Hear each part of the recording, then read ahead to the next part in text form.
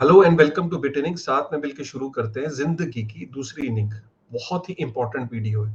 जो हमारी finance minister हैं, उन्होंने कहीं ना कहीं जो आईएमएफ है, इंटरनेशनल मॉनेटरी फंड, इनका एक इवेंट था। तो हमारी फाइनेंस मिनिस्टर जो है वो यूएस गई हुई है। तो वहाँ पे बहुत सारे इवेंट्स हैं। उनमें से एक इवेंट जो था वो था आईएमएफ के साथ, और वहाँ पे क्रिप्टो को लेके भी वहाँ पे अलग अलग जो पैनलिस्ट थे वो बात कर रहे थे। तो वहाँ पे जो हमारी फाइनेंस मिनिस्टर है, उन्होंने क्रिप्टो को लेके वंस अगेन एक अपना पर्सपेक्टिव रखा है। और इस पर्टिकुलर पर्सपेक्टिव में ऐसा लगता है कि जो नॉन कस्टोडियल वॉलेट है या जो अनहोस्टेड वॉलेट है, तो नॉन कस्टोडियल वॉलेट्स का मतलब ये होता है कि जिनकी प्राइवेट कीज जो होती हैं वो यूजर के पास होती है, जो इंडिविजुअल होता है उसके पास होती है। कस्टोडियल वॉलेट तो वो होता है ना जो एक्सचेंजेस पे होता है। तो जब आपको क्रिप्टो को अपना एक्सेस करना होता है तो एक्सचेंजेस को आपको रिक्वेस्ट करना होता है। जैसे वजीर एक्स को आप बोलते हो कि यार मेरे क्रिप्टो को मुझे दे दो या क्रिप्टो को ट्रांसफर कर दो, तो आपको एक्सचेंज को बोलना पड़ता है। एक्सचेंज के पास आपके वॉलेट की प्राइवेट कीज है ना। लेकिन जो नॉन कस्टोडियल वॉलेट होता है, जो अनहोस्टेड वॉलेट होते हैं, वो वॉलेट होते हैं जिनका जो प्राइवेट कीज है, जो पासवर्ड है बेसिकली उसको एक्सेस करने का, वो आपके पास है। और वो अगर आपके पास है तो इसका मतलब उस वॉलेट का कंट्रोल प्योरली आपके पास है और आपको किसी की जरूरत नहीं है रिक्वेस्ट करने की। तो जो हमारी फाइनेंस मिनिस्टर है, उनका कंसर्न है कि जो अनहोस्टेड वॉलेट है या नॉन कस्टोडियल वॉलेट है, इनको जो है रेगुलेट करना जरूरी है। क्योंकि इस जो मनी लॉन्ड्रिंग है या टेररिस्ट फाइनेंसिंग है, वो नॉन जो कस्टोडियल वॉलेट है या अनहोस्टेड जो वॉलेट्स है, उनके थ्रू उसके चांसेस ज्यादा है होने के। तो ये जरूरत है कि पूरी दुनिया एक साथ आए और इसके ऊपर कोई ना कोई जो टेक्नोलॉजी है इससे आगे चले। इसको इसके मतलब ये नहीं कि इस टेक्नोलॉजी के को सिर्फ समझे, एक कदम आगे बढ़ के पूरी दुनिया को एक कंसोलिडेटेड वे में एक एक्शन लेना चाहिए। एक्शन इन द सेंस कि एक रेगुलेशन बनानी चाहिए कि हम इसको कंट्रोल कर सकें, ताकि ये गलत चीजों के लिए वो इस्तेमाल ना हो सके। क्या बोला वो मैं वीडियो अभी चला रहा हूँ, आप वो वीडियो देखें। उसके बाद मैंने ट्विटर पे कुछ इंपॉर्टेंट फैक्ट्स बताए कि क्या क्रिप्टो के थ्रू इलीगल एक्टिविटीज होती हैं, अगर होती हैं तो कितनी होती हैं, उनका कितना बड़ा वॉल्यूम है। उन चीजों को भी मैंने ट्विटर पे उसको साझा किया, वो मैं आपको जरूर बताऊंगा। तो सबसे पहले फाइनेंस मिनिस्टर ने क्या बोला है उसको समझने की कोशिश करते हैं। तो I am just sharing the screen, और मतलब मैं स्क्रीन को शेयर करता हूँ, ये देखिए। तो ये ट्विटर हैंडल है मेरा, यहाँ पे मैंने वो वीडियो शेयर किया। The risk which worries me more on the non-governmental domain is essentially you're looking at unhosted wallets through which across the borders, across the globe, this entire operation takes place. So, regulating cannot be done by a single country within its terrain through some effective method. And for doing it across the borders, technology doesn't have a solution which will be acceptable to various sovereigns, at the same time applicable within each of the territory.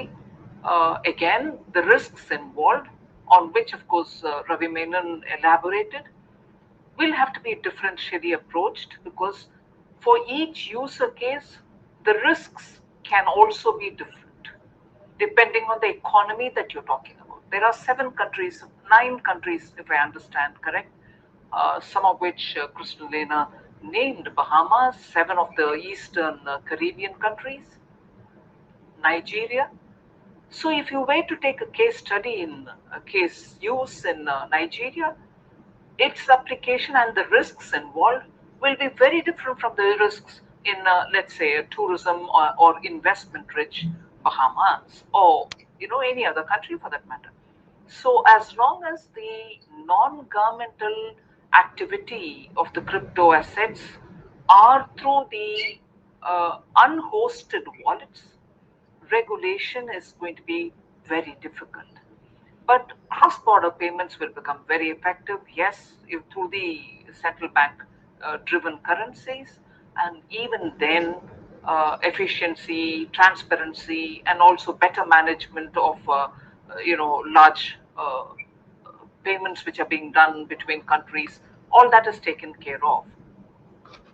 Right, तो आपने ये देखा कि कहीं ना कहीं जो government का जो कंसर्न है, और वो बेसिकली जो फाइनेंस मिनिस्टर है उनका कंसर्न यही है कि जो नॉन अनहोस्टेड जो वॉलेट है, नॉन कस्टोडियल जो वॉलेट्स है, जैसे कि मेटामास्क हो गया, ट्रस्ट वॉलेट हो गया, इसके थ्रू ज्यादा बड़ा थ्रेट हो सकता है, चाहे वो मनी लॉन्ड्रिंग है या टेररिस्ट फाइनेंसिंग है। और इन्होंने ये बोला कि कोई एक पर्टिकुलर देश अगर रेगुलेशन बनाता है तो वो पॉसिबल नहीं है कि वो प्रॉपरली उसको एग्जीक्यूट कर पाएंगे। किसी एक पर्टिकुलर देश के लिए ये पॉसिबल नहीं है कि नॉन कस्टोडियल वॉलेट्स को गवर्न कर सके।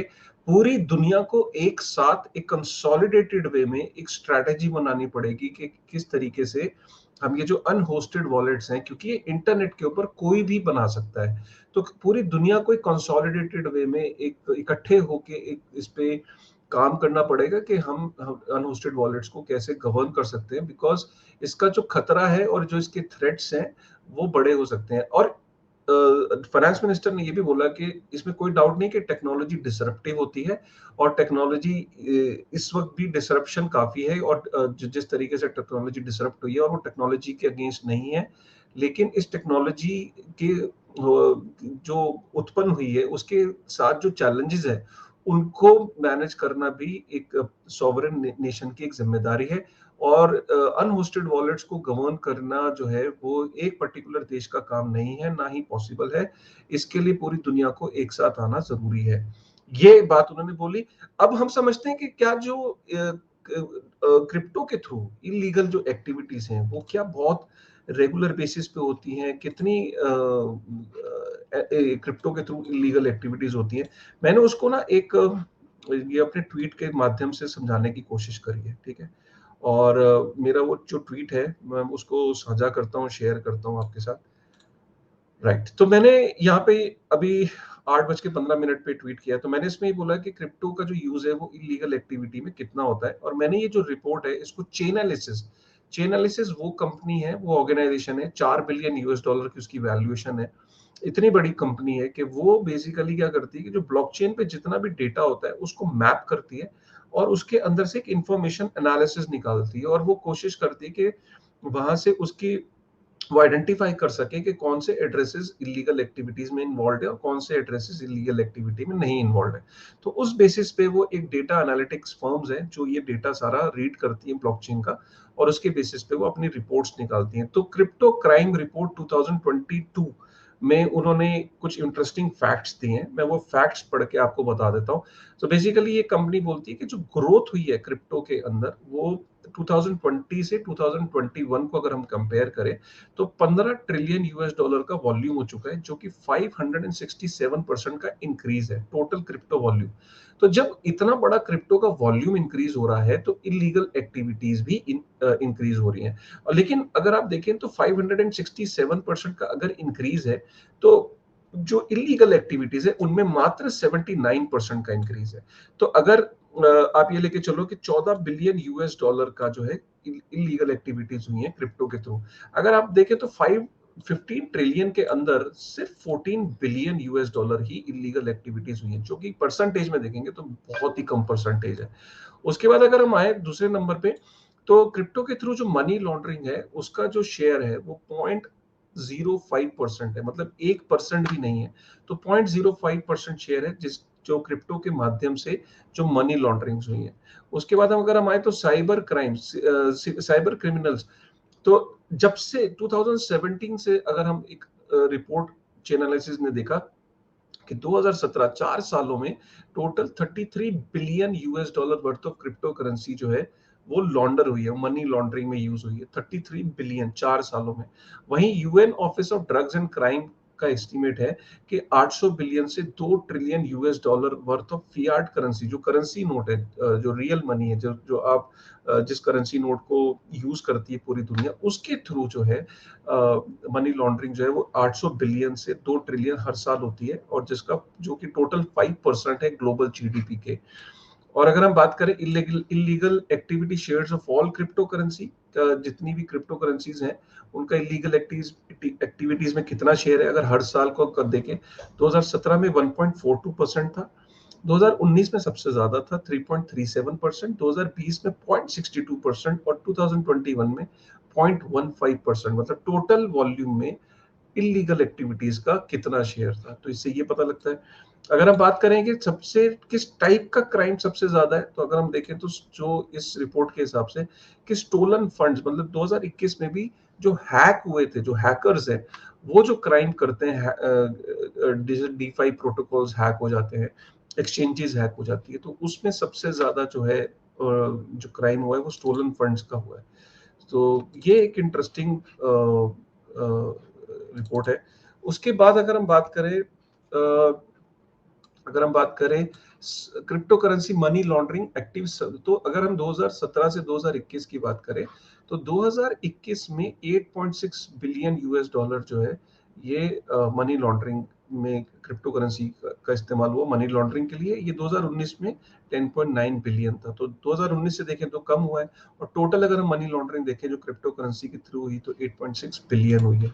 तो ये एक रिपोर्ट है। प्लस जो चेन एनालिसिस जैसी कंपनीज आ गई हैं। अब ये चेन एनालिसिस बेसिकली एक ऐसी कंपनी है जिसको बहुत सारी गवर्नमेंट एजेंसीज हायर करती हैं इनकी सर्विसेज, और ये क्या करती है कि ब्लॉकचेन के ऊपर एक इस तरीके से इनके एल्गोरिथम्स हैं कि वो कोई भी ब्लॉकचेन को कोई पूरा रीड करके उसमें से एक इंफॉर्मेशन निकाल लेता है कि कौन से जो एड्रेसेस हैं वो एक ही आदमी के हैं, और वो अगर किसी गलत एक्टिविटी में यूज हो रहे हैं तो वो उसको आइडेंटिफाई कर लेते हैं। तो इसीलिए बहुत सारी गवर्नमेंट्स हैं, बहुत सारी जांच एजेंसीज है जो चेन एनालिसिस की मदद लेती है।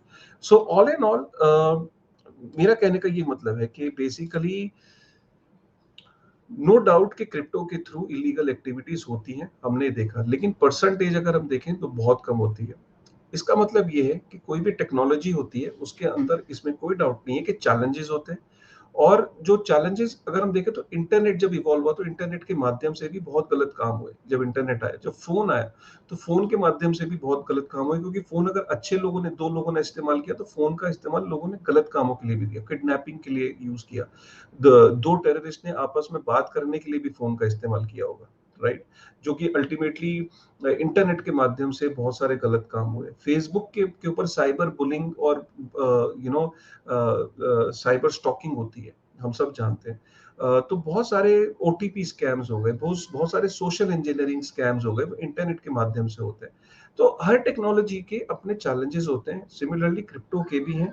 परसेंटेज कम है, बट आई एम श्योर कि जितनी भी है, प्रॉब्लम तो है, लेकिन अब इस प्रॉब्लम को अगर सॉल्व करने के लिए जो इसमें स्टेक होल्डर्स हैं, जो अच्छा काम कर रहे हैं, जो टेक्नोलॉजी फ्रेंडली कंपनीज हैं, जो इसके अंदर लोग बिल्ड कर रहे हैं, अगर हम उन सबको बिठाएं और एक चर्चा करें, मंथन करें, तो हमें कोई ना कोई डेफिनेटली सोल्यूशन निकल आएगा। और इसमें कोई डाउट नहीं है कि बहुत सारी कंपनीज ग्लोबली इस पे काम कर रही हैं कि किस तरीके से एक सिंगल आइडेंटिटी बनाई जाए ब्लॉकचेन के ऊपर, जो एक आदमी की आइडेंटिटी आइडेंटिफाइबल हो, और वो उस आइडेंटिटी के थ्रू कोई भी क्रिप्टो वॉलेट यूज कर सकता है, कोई भी ट्रांजैक्शन कर सकता है, और वो आइडेंटिटी पूरी दुनिया में एक सिंगल डेटाबेस में हो, और वो डेटाबेस से पूरी दुनिया एक्सेस कर सके कि ये पर्टिकुलर जो आइडेंटिटी के साथ कौन से वॉलेट्स लिंक्ड हैं, और उसको अब कोई भी कंट्री जो है वो चेक कर सकता है। तो सिंगल डेटाबेस पे काम चल रहा है, वन डिजिटल आइडेंटिटी पे काम चल रहा है, राइट? कि एक आदमी की एक ह्यूमन की, चाहे वो अमेरिका में हो चाहे वो इंडिया में हो, उसकी एक सिंगल डिजिटल आइडेंटिटी क्या है, इस पे भी काम चल रहा है। तो ऐसे ऐसे बहुत सारे फ्यूचर में इनोवेशंस आएंगे जिन पे ऑलरेडी काम चल रहा है। बट तब तक, जब तक ये इनोवेशंस प्रोग्रेस हो रहे हैं, एक किसी भी सरकार का या देश का काम यही है कि टेक्नोलॉजी को प्रॉस्पर होने दे, उसको इवॉल्व होने दे, ताकि जो उसके बेनिफिट्स हैं हम कहीं उससे वंचित ना रह जाए। आपको ये वीडियो कैसा लगा? प्लीज वीडियो को जरूर बताइएगा कमेंट करके, आपका क्या थॉट है। लाइक करिएगा, चैनल पे अगर पहली बार आए तो सब्सक्राइब करिएगा, और बेल आइकन को जरूर प्रेस करिएगा। With this thought, thank you very much.